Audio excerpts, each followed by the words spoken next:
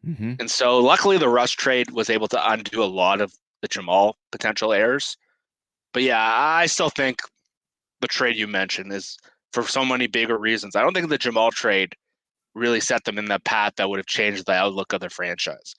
Like if they had 2 more first round picks in the building, they'd be better off now. But I don't think there's the dramatic difference that Jimmy Graham trade caused. Yeah. Yeah. And it's part of why I'm so excited about the direction now where they have prioritized Byron Murphy, defensive tackle to build around. They have prioritized Christian Haynes, guard to build around. They've prioritized Charles Cross and Abe Lucas. We'll see. Hopefully they'll work out, from a lot of perspectives. But there's a lot more emphasis on the line of scrimmage with this version of the Seahawks than the 2017 to 2023 version of the Seahawks. And I think if you look at that kind of period of the Seahawks, it was really dominated by skill players, Jeff. It was the Tyler Lockett and the DK Metcalfs and the Jamal Adams and the Quandre Diggs, Jordan Brooks to some extent, but like it was not about like offensive linemen, defensive linemen, edge rushers. Like that was not what the Seahawks had to offer during that time period. And I think that's why that team was just that period of time was so hard. At least I think for all of us, but for me as a fan, it was hard for me to get really invested in that era of the Seahawks. Yeah, and that's why I'm excited again. Like McDonald came in right away and he did that interview with like his coaching clinic and was talking about the trenches. And yeah, it's always good to hear that from a coach because Pete always talked about that, but their moves never reflected that in the last. I think that was my biggest criticism of Pete Carroll. Everyone else was talking about timeouts and fourth downs. And for me, I saw it differently. I saw that it was clear how a coach wanted to play, but the moves of the team didn't reflect it. And to me, that shows the signs of bad leadership. And the fact that the first priority move of this regime is to get 2 defensive tackles and make that the strength of the whole team, considering where the defensive tackle group was going into last year, where we thought it was the thing that was going to undo the whole team. To see the defensive line is probably one of the bigger strengths on paper going into the season. That's a dramatic shift to 2021, where our best defensive linemen were Poona Ford, Al Woods, and Kerry Hyder, things like that. Those Mm-hmm. are the guys we were Mm-hmm. excited about. And you're right. There's certain people that like wanted the team to be around Russ and this high octane passing game, and I get it. But that's not my kind of football. That's not the kind of football that Pete and John had promised, the Steelers Ravens style football. The fact that they picked from a Ravens tree that's done really well at building the toughest, the hard-nosed teams every year, and now Byron Murphy falls in their lap, which is could come down as like one of the best like things that change the like whole trajectory of the franchise. But now that the defensive line is loaded at defensive tackle, and now off the offensive line isn't where we want it to be, but I don't want to have a team built on receivers and defensive backs. Yeah. I know everybody loves look at the Dolphins. Like the Dolphins are as fun, as fast, as exciting as you can be, and as soon as the playoffs hit and the weather gets cold, they're a complete pushover. I don't want that team. And so many the analytically driven people, I know they love that style of football, but I want to be a team like the Ravens. I always admired how they've done things. I've always admired the players they've drafted. And to see our kind of roster start to transition, one of the things I liked about some of our players over the last couple of years, and they kind of felt like Ravens picks. And funny enough, McDonald was talking about how high they viewed Witherspoon in the Baltimore building. So he was a guy I could just see as, or like Charbonnet is a guy I could see the Ravens loving. Like there's some certain guys, Smith and Jigba is a guy I could always see like on the Ravens. But like Byron Murphy, Christian Haynes, if he turns out, if Tyrese Knight is like the hard hitting linebacker, that's the kind of football I want. And I'm with you. Like those Russ teams in like 2019, 20, like I know Evan goes crazy about like the 2018 Seahawks. They lost the playoff game. Like that team was not good enough. They were soft. They weren't good defensively. They didn't have a good offensive line. Their best players were receivers and safeties. Like those teams never did much for me. And that's why everyone called me like a Russ hater and all this stuff. But I want a team that's physical and I want a team that's tough. Obviously, I want a good passing game too. But I'm happy we're shifting towards the kind of football that I like watching. Jeff, do you have a few more minutes or you need us to wrap? No, I'm good. I'm good. I got a couple more minutes.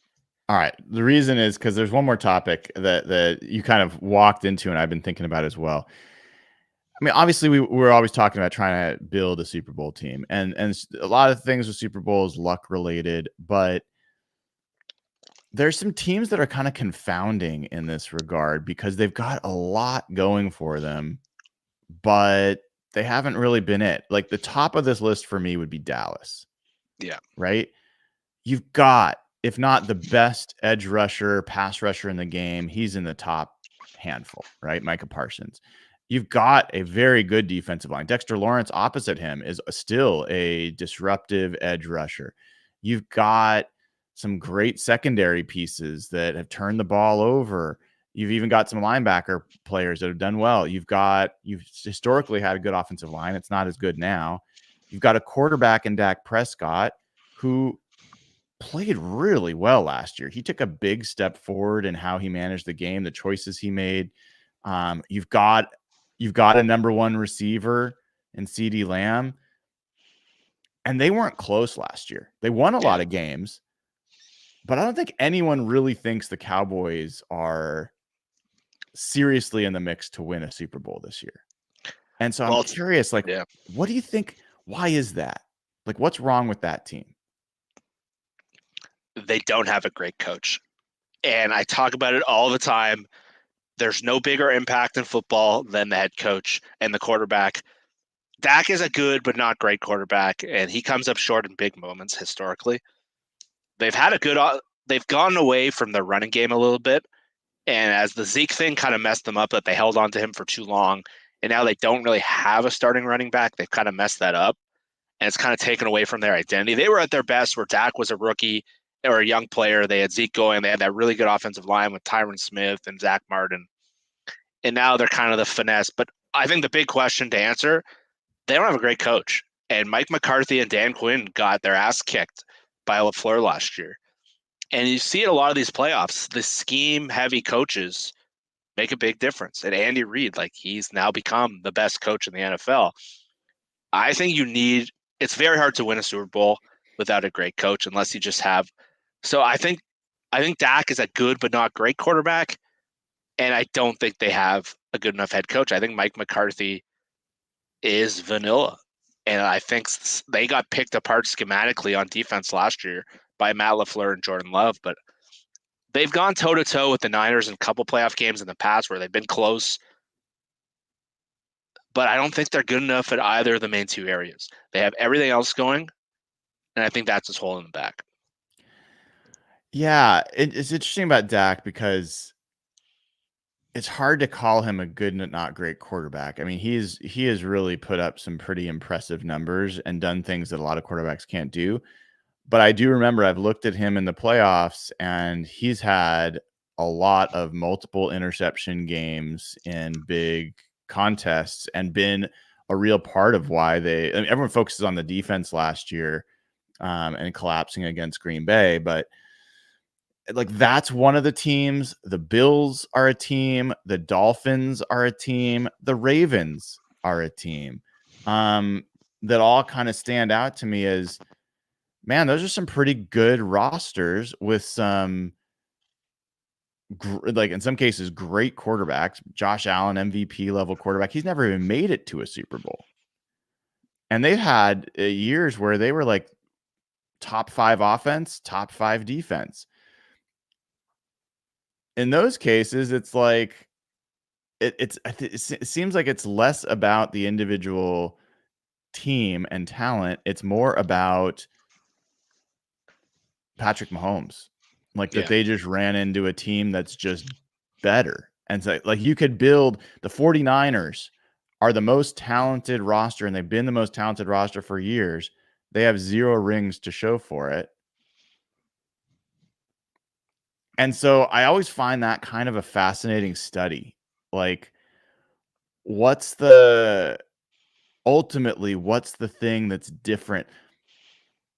it's I don't think it's as simple to say the reason that the 49ers don't have a ring from last year is because of Patrick Mahomes. I think that's the simple answer. Yeah. But why wasn't that team able to, like, they were significantly superior from a talent perspective, and you can't say the coaching is bad as much as we like to clown on Kyle Shanahan for his Super Mhm. Bowl collapses. It's not a poorly coached team. So, like, you know, I don't know if you have any thoughts. Like, what? I don't think the Chiefs are just good because of Patrick Mahomes. I think that defense does not get enough credit for how they actually affected a very good offense in San Francisco. There's a lot of people that think the Chiefs won the Super Bowl last year primarily because of their defense. So really, you've talked about the impact of luck in Super Bowl and just how to get through the playoffs. You need basically everything going for you at the same time, and you need everything to hit. And the thing about the Niners that was so weird last year was they played two of their worst games of the playoff the whole season in the two playoff games before the Super Bowl. They should have Mhm. lost to the Packers. They were very fortunate. And they definitely should have lost to the Lions. And so it's hard to pinpoint what happened because they played so well. They looked like just a totally different level that almost the second the season started. I remember me and you were watching the opener on TV and we're like, "Oh God, this year's gonna suck." Yeah, they So just like bad. rolled Pittsburgh, Uh, and and like I was watching that Netflix receiver show that unfortunately, if you've seen any of it, it's very Niners focused because there's Debo and Kittle. So if you're a Seahawks fan, it's hard to get through. I had to fast forward through multiple parts, but like they just felt like they were just like a freight train. And then the playoffs come, and I don't know if their eyes got big, but the thing with the Chiefs is they didn't play well at all during the season last year. And once the playoffs came, it's like a totally different team emerged. So a lot of it is just luck and timing. For the Bills, like the Bills would have crushed the Rams in the Super Bowl a couple years ago if they had held on to the ball for 13 seconds. But little things like that, you need so many things to go your way. And the Ravens have been weird because last year they looked like they were unstoppable. And then out of nowhere in the playoffs, looks like Lamar comes up short and they stop running the ball and they've lost themselves. So it's a combination. Sometimes teams just lose themselves on the big stage. Some teams just don't play well. One of the things Andy Reid in this Mahomes era, they always play like they rarely have a bad game in the playoffs. There was the one year they lost to the Bengals, which got the Rams a ring, and that was the year they screwed up.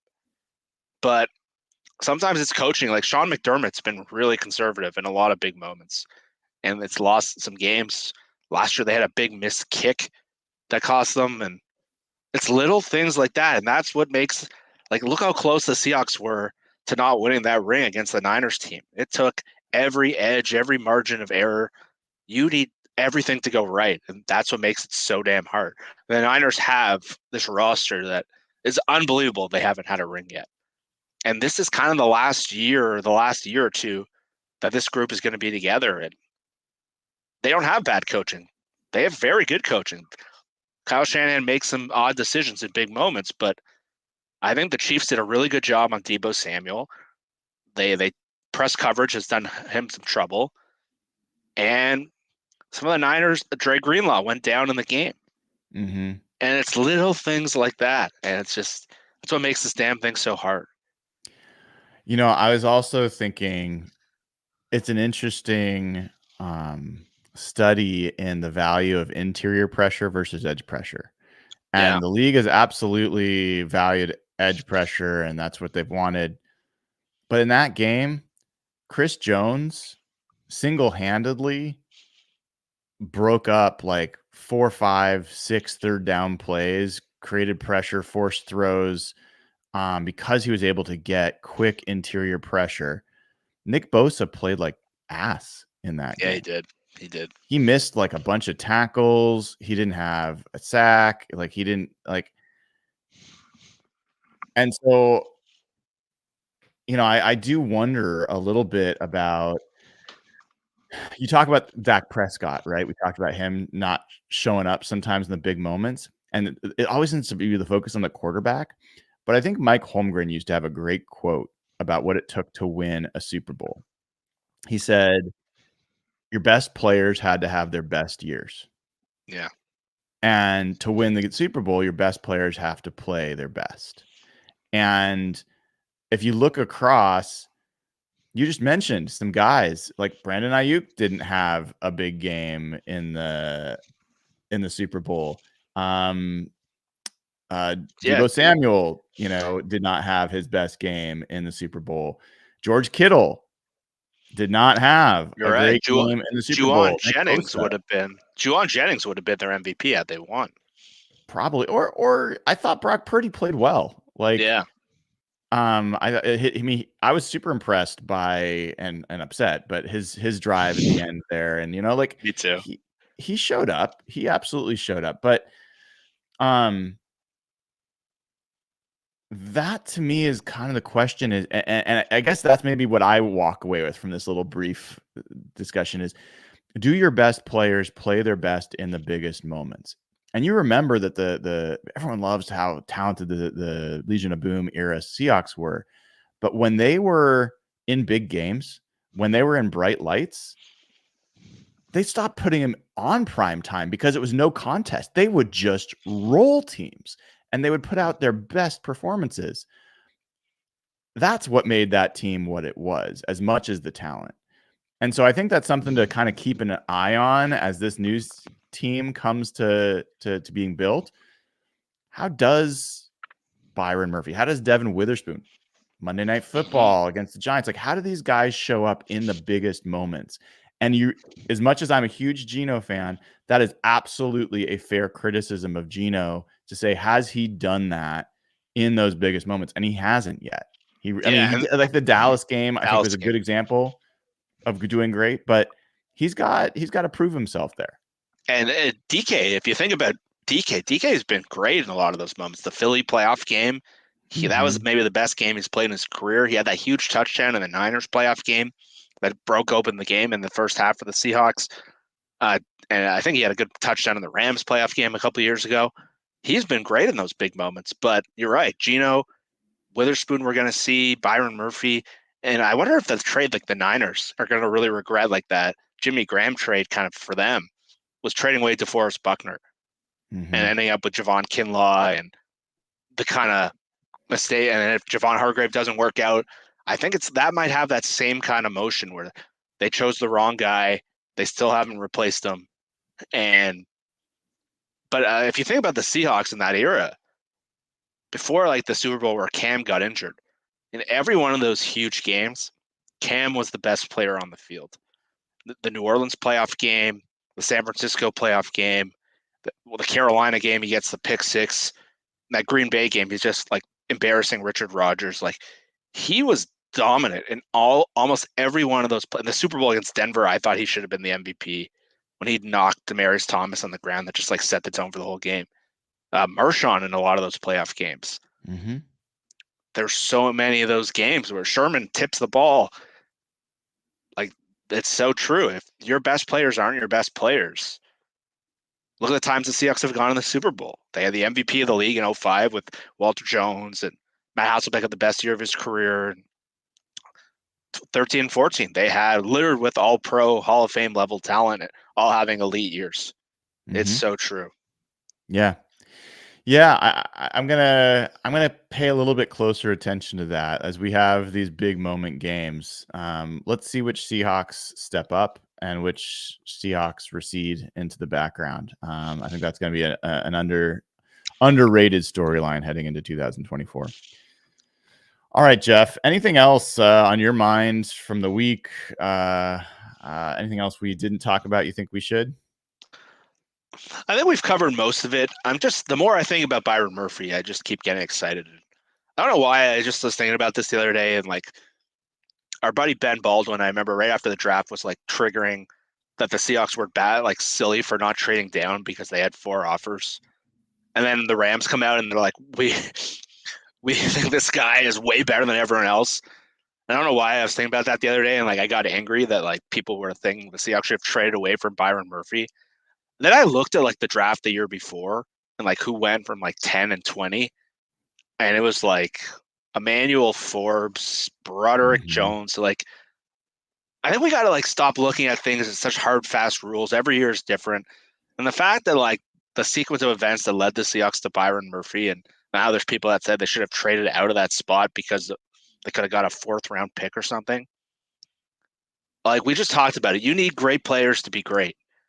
And the Seahawks, if they uncovered a great player at this spot, like I think that's what's getting me like fired up again, because that was my issue last year going into the year. Do they have great players?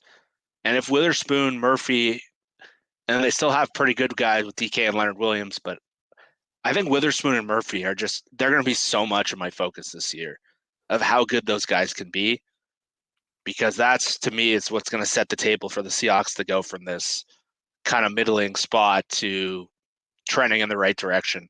And the more I start thinking about the Niners, I'm realizing they really are nearing the end of this thing. Trent Williams, McCaffrey, the 2 receivers, Kittle's 31 years old. Purdy's going to be around for a while. Purdy's damn good, but with this insane stacked roster, they're nearing the end. So there really is the opportunity, and that's why Witherspoon and Murphy are going to be just a huge part of my focus. I think that them and McDonald are the biggest things I'm watching all year. Yeah, I think that's really well said. And the other thing I'll kind of throw out there as a out of left field piece is we talked about the trades that we really regret and that some of the bad moves the Seahawks made. The Dwayne Brown trade was not one of the bad moves. It worked out pretty well. It wasn't great, but it was definitely got the best offensive lineman that they've had for the last probably 10 years. 10 years, yeah. And if you look at what was the key thing for the 49ers, they went from, was it Joe Staley? We thought they were going to be in trouble because he was retiring, and they trade for Trent Williams, and absolutely has been the pillar of this next era. What did the Rams do in order to like become a Super Bowl team? They got Andrew Whitworth, right? Yeah. And so we talked a lot about Charles Cross. I'd even look at the Texans. Everyone like laughed at them for the Tunsil deal. Yeah. He's a pretty critical part of what makes CJ Stroud. So